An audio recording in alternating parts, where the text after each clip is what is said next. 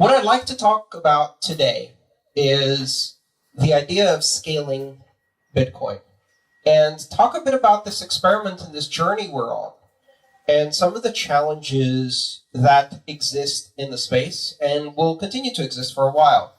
How many of you here have heard anything about the scaling debate in Bitcoin? Okay, very good. So you're going to, and tonight I'm going to reveal which side I'm on.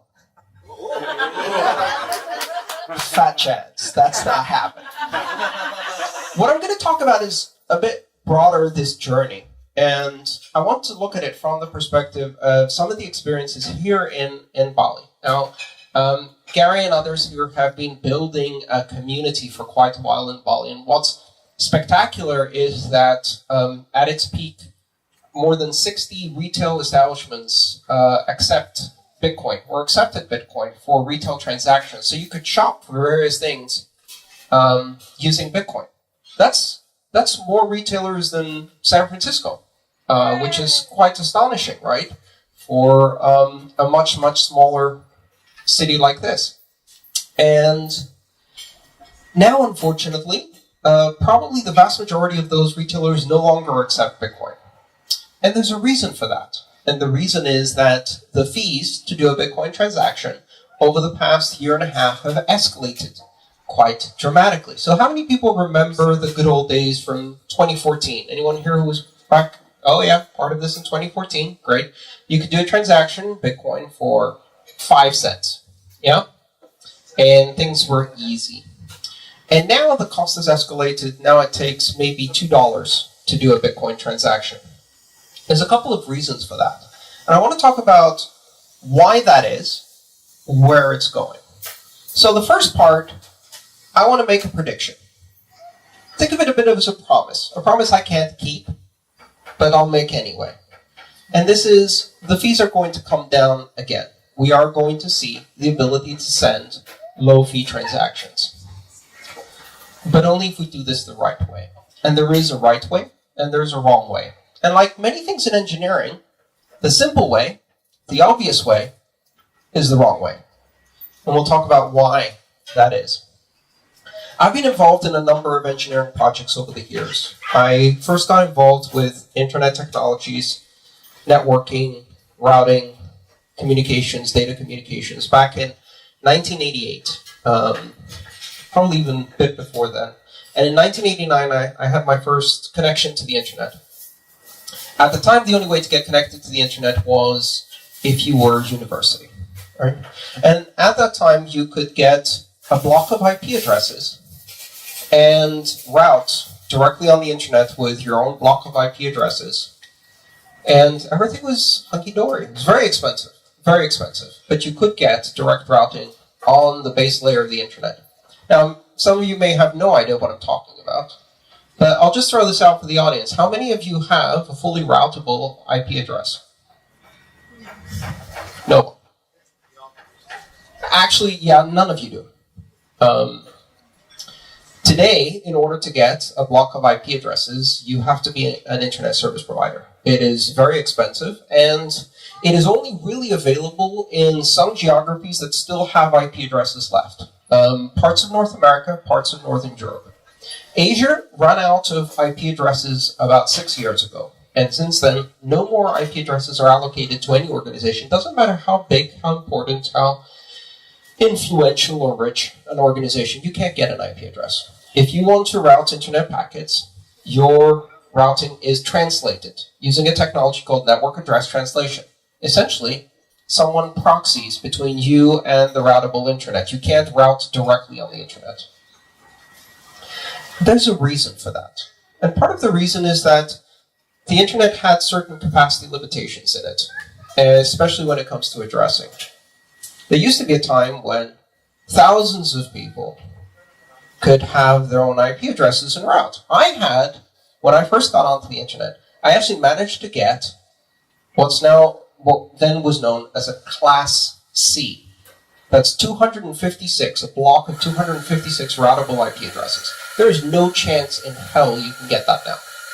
Not a chance. But then, at that time, maybe you had a university, maybe you had one IP address, maybe it had 1,000 people using it. Today, I have probably, let's say, 20 devices in my house that are internet connected, right? I'm sure you have the same experience. In fact, some of them you might not even remember that they're internet connected. You set up some Wi-Fi connection on your TV 2 years ago. You've forgotten that it's internet connected, but it actually is, right? Parts of your stereo, other devices in your home. So a single person now has 20 devices in their home, and they're all using the internet. None of them have full access to routable space. People keep talking about the Internet of Things. Have you heard of this topic, the Internet of Things? Yeah. IoT. IoT. Yeah. The S in IoT stands for security.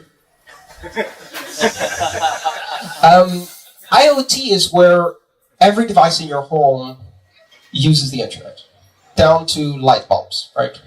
Why would you want an internet-connected light bulb? Because, I mean, how else could you experience the wonderful experience of a hacker from 3,000 miles away turning off all your lights? You could have an internet-connected fridge. You see that always in the advertisements for Internet of Things, so that your fridge can order milk for you. I can order milk for myself, thank you very much, but that's the future we're marching into, and we'll all get to experience a hacker 3,000 miles away turning everything in our fridge into a rotten mess by turning it off. But what we're seeing is this explosion in the number of devices that people are using, right? So now you have 20 devices. Maybe a decade from now, the average home will have 500 devices that use an internet connection, and you don't even know that most of them are doing it. Now let's look at what happens when this starts happening to money, because the same kind of progress is happening in money. In fact, in some ways, we've regressed a bit. If you use cash, the average person who uses cash may actually do 15 or 20 transactions a day. But once you switch to using plastic, the number of transactions actually decreases. People tend to use plastic for larger amounts, and they don't just buy little things with plastic, so the number of transactions goes down. But over time, as we get more and more connected, we're likely to do more transactions, right? So now let's look at what that means for Bitcoin. At the moment, Bitcoin produces a 1 megabyte block every 10 minutes. And there's about 3 million people trying to get their transactions into that 1 megabyte block. And as a result, fees have gone up, because fees are a market-based system for deciding which transactions are worth doing and which transactions are not worth doing. A lot of people don't like this. They don't like this solution. They would rather go back to a time when Bitcoin's fees were either negligible or fixed. So you could say, okay, I'm just going to do a transaction, it's going to be 20 cents fixed. The problem with that is that we would end up with a system where everybody wants to get their transactions in, and now we have to make choices. So who can tell me what a good transaction is in Bitcoin and what a bad transaction is in Bitcoin? Anyone? One that takes more than an hour. One that takes more than an hour. Yeah, but how can I tell whether your transaction is worth putting in versus your transaction? What's the amount? Oh, yeah. Well, there's two ways of figuring out that question. And this is really important to understand. One way to figure out this question is to have someone decide what transactions are spam and what transactions are worthwhile. Inevitably, that someone's going to be maybe a developer who's writing code in the software to say, you know, transactions that look like this we want, and transactions that look like this we don't want. If we go down that road, we have given an enormous amount of power to that group to decide the future of Bitcoin. And Bitcoin is a system that is designed to not put people in that power, right? To not give that power to anyone. Have you heard the term censorship resistant? Right? That's one of the key characteristics of this technology, is to make it censorship resistant, so that anyone can use it without having any control by anyone else as to whether what they're doing is worthwhile, whether it should be done or shouldn't be done, whether it should be allowed or shouldn't be allowed. So if we can't have someone decide whether a transaction is good or bad, there's only one other way to do that, and that's with a marketplace for transactions. And that means having fees, and that means that each of us gets to decide if our transaction is worth enough to us, that it's worth paying for to get in now, or waiting a bit longer. And then we make choices. And I've made many of these choices myself. I'll think, I want to do this transaction, but the fees are pretty high right now. I know that on the weekend, and at a time when it's nighttime in the US, there will be a lot fewer transactions in the network. It's going to be kind of quiet. And at that time, I can sneak in my transaction at a much lower cost, so I'm going to wait. Lots of people making independent decisions like that, deciding whether it's worth waiting or paying more, form a marketplace that does price discovery on how important it is to get transactions in right now. And that approach gives us freedom. But it also means we can't fit anybody's transactions all the time. So we have this conundrum, this challenge. Bitcoin has a fixed 1 megabyte block size, and we can only fit so many transactions in 1 megabyte. What do? Anyone? Increase the block size. That's not what you said. No, I needed someone to say that so I can continue with my rhetorical question. But since none of you were being helpful, so the simple idea is increase the block size, right? So we make the blocks bigger.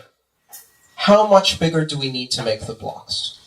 Now let me take you through a journey so you can understand exactly how much bigger we need to make the blocks in order to get back to a situation where anyone can get any of the transactions into the network at any time at low fees. 1 megabyte, 3 million people approximately using that 1 megabyte to do maybe 5 transactions a month, mostly using it for speculation, occasionally using it for a bit of retail, and we are full. So now let's talk about growth. When we talk about growth, one useful term is the term order of magnitude. An order of magnitude means one increase by 10, adding a 0 to the end. So 3 million people today. If this technology is successful, we expect more people want to use it. Let's say that in 2 years, we have 30 million people, one order of magnitude using it, right? So to maintain exactly the same level of fees as we have today, we need a block that is 10 megabytes, one order of magnitude bigger. Yes? Okay. And then 5 years from that, Bitcoin gets really, really successful. We need to get 300 million people to use it. Now we need 100 megabyte blocks. And then 5 years from that, Bitcoin or any of these technologies becomes astonishingly successful. We need one more order of magnitude for 3 billion people to use this technology. And now we need a gigabyte block. Great. Now from an engineering perspective, you can see how this goes. That gigabyte block needs to be copied to every system that's checking all of the rules in Bitcoin. That system must be able to process that block, validate all of the transactions, verify them independently in a few minutes. Not more than 10 for sure, because you have to validate the previous block before you can accept the next one, so there's some limits as to how fast you can do that. You know, there's that moment in engineering where your deficit starts growing faster than you can catch up with technology. This almost goes like a joke. My daily backups take 26 hours to do. When that happens to you as an engineer, you have a problem. If your daily backups take 26 hours, that means you're not completing them in a day, and you will keep falling behind. So if my block takes 11 minutes to validate, then I'm off the blockchain, which means that fewer people can validate independently, which means that the system becomes centralized. And this is the problem.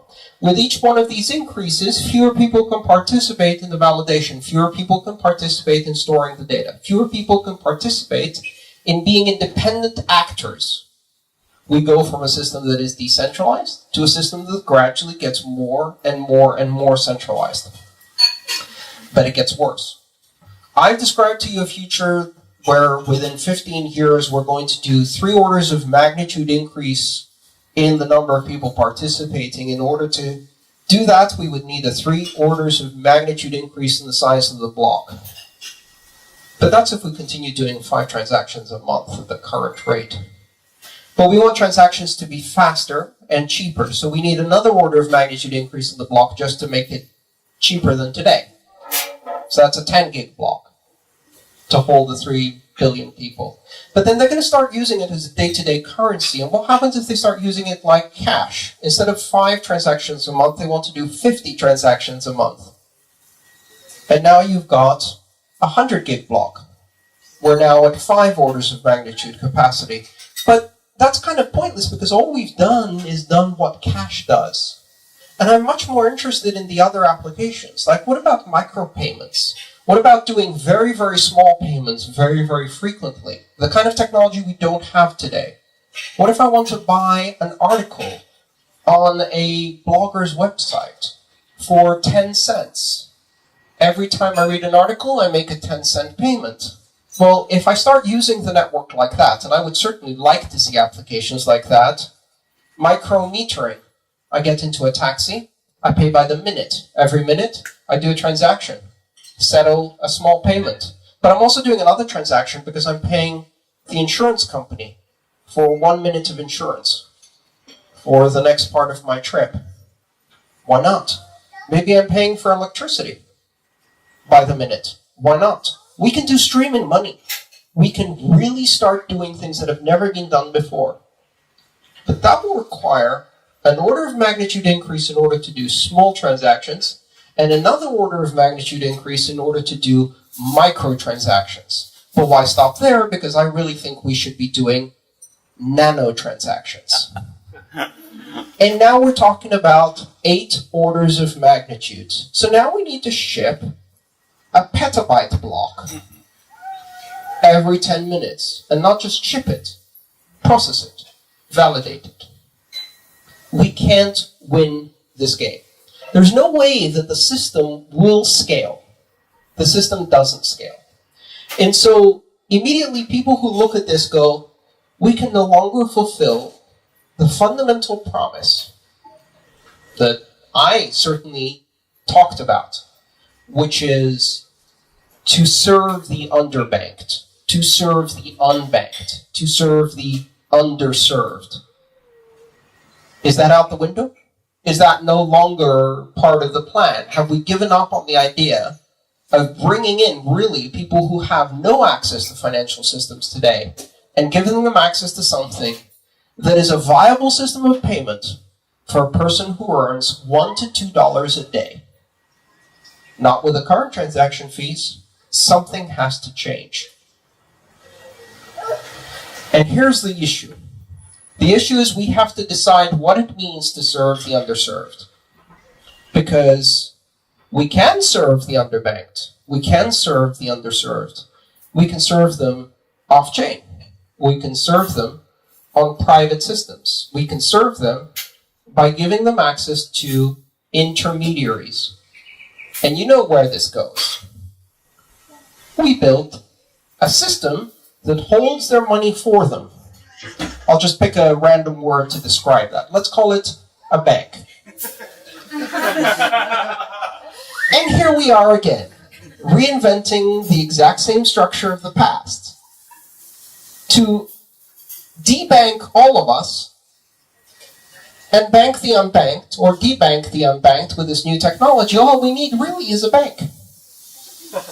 We can serve their financial needs only by sacrificing their privacy, security, autonomy, and liberty. That is the deal. So how do we reconcile these two things? Because this is when we start making the important choices for the future. And let me tell you what, on the internet, we made the wrong choices. And we're now paying the price. On the internet, the base layer didn't have enough encryption. It didn't have enough privacy. It didn't have enough anonymity. We said, let's build those on the next layer. Well, some people did. I certainly didn't. I was one of those crazy little cypherpunks going, encrypt everything, in 1990. The NSA are watching us. There's something deliciously ironic about being the paranoid kook for 20 years until someone whistle blows and turns you into the rugged realist overnight. Turns out they were surveilling us. And they are. And so what happened on the internet was that we didn't put enough encryption, we didn't put enough privacy, we didn't put enough security in the base layer. And when that layer got concentrated, control was a lot easier. How many IP backbone providers are there in the world? Anybody have any idea? Okay. 5. 5 companies route more than 90% of all internet traffic worldwide. 5 companies. 3 of them are American. All of them are 100% owned by all of the intelligence agencies. Not just one. They're like jockeying for position. The NSA is listening, and then the Germans are listening to the thing that the NSA just listened to, and the French are piggybacking on the back going, hey, can we listen to? And the Australians are coming in, and the New Zealanders are coming in. And they've got this fantastic deal whereby every single one of the intelligence agencies is prohibited from surveilling their own people. So they outsource it to their partner agency in New Zealand to surveil Americans, while the Americans surveil the New Zealand people, and everything is legal.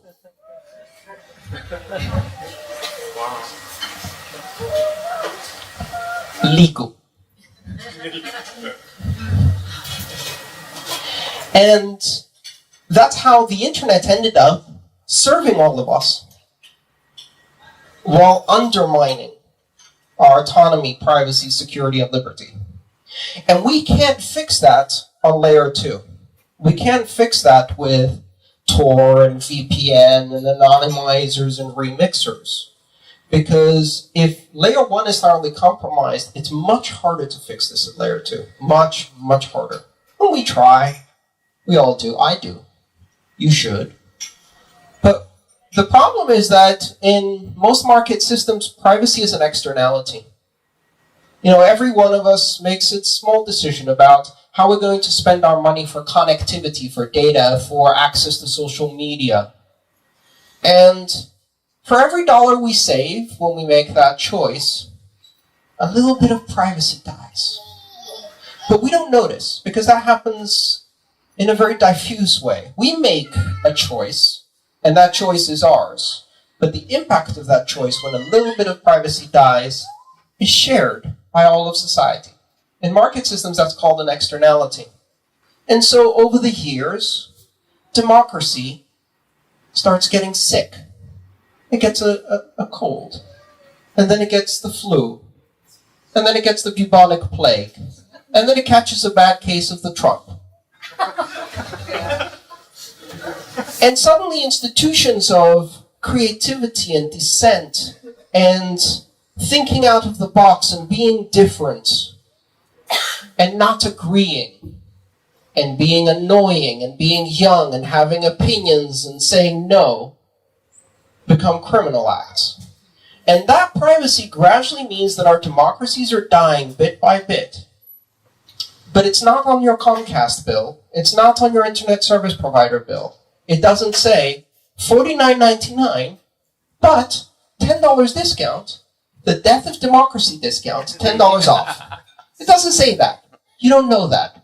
So you make the choice, and gradually things change. And you look back 10 years later and say, how the hell did we get here? How did our institutions die? We're not going to make the same mistake, I hope, with this system.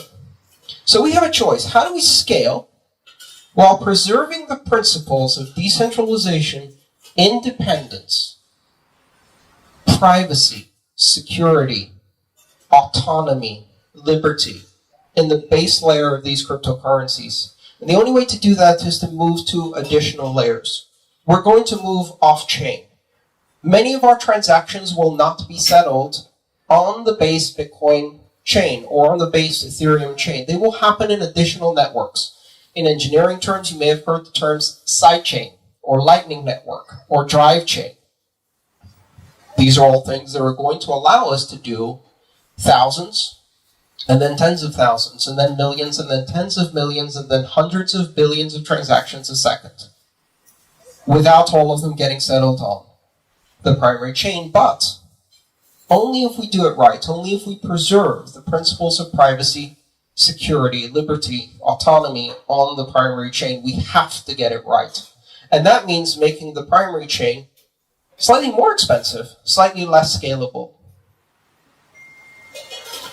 It's a very big mistake to think that the underserved and the underbanked are not being served, are not being banked, are not allowed to participate in the financial system of the world because of a problem of scale.